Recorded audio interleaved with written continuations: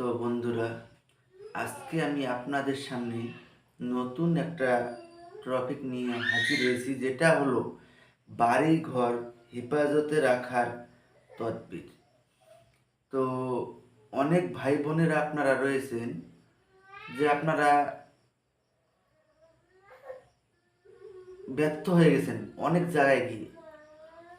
আপনার শত্রু আপনাকে আপনার বাড়িতে আক্রমণ করতেই আছে, আপনার বাড়িতে অশান্তি লেগেই আছে, এবং আপনার বাড়িতে অসুখ বা সবসময় আর কি আপনাদের বাড়িতে লেগেই থাকে, অসুস্থ হয়ে থাকেন আপনারা।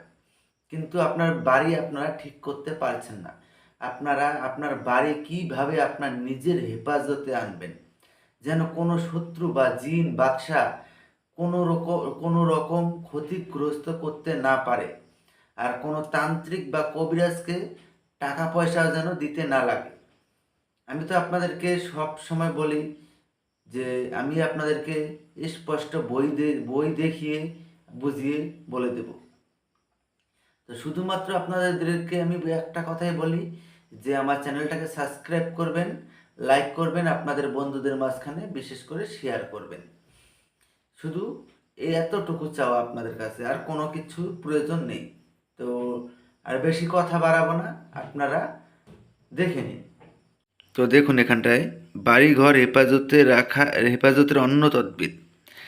তো যে গৃহে বা বাড়িতে জিন শয়তান ও ভূত প্রেতের আসা যাওয়ার কারণে আসর হইয়া ক্ষতির আশঙ্কা থাকে, তাহা দূর করিবার জন্য 4টি বড় লোহার পেরেক লইয়া উহা প্রত্যেকটির ওপর নিযুক্ত আয়াত 25 বার পড়িয়া প্রতিবার দম করিবে। তার মানে 25 বার পরে 25 বার ফু দিতে হবে। তৎপর গৃহের 4 কোণায় একটি করিয়া পেরেক পুঁতিয়া রাখিবে, অর্থাৎ আপনার বাড়ির চারপাশে একটা একটা করে পেরেক মাটির তলে গেড়ে রাখবে। আল্লাহর পাকের রহমতে সব রকম আসর দূর হইয়া যাইবে। তো উর্দু তো আপনারা পাবেন না, এটার বাংলা উচ্চারণ দেখুন। ইন্নাহুম ইয়াকিদুনা কাইদাও ওয়া আকিদু কাইদান ফামা হিলিল কাফিরিনা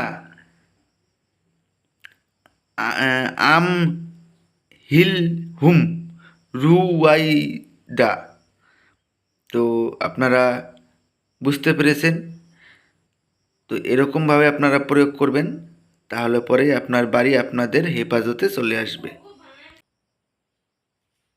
তো দেখতে পারলেন, এখানটায় আমি যেরকমভাবে পরে শুনিয়ে দিলাম, আপনারা ঠিক এরকমভাবে কাজ করবেন। 100-100 আমি আপনাদেরকে বলবো যে কোনো শত্রু বা জিন বাদশা আপনার বাড়ির কোনো রকম ক্ষতিগ্রস্ত করতে পারবে না।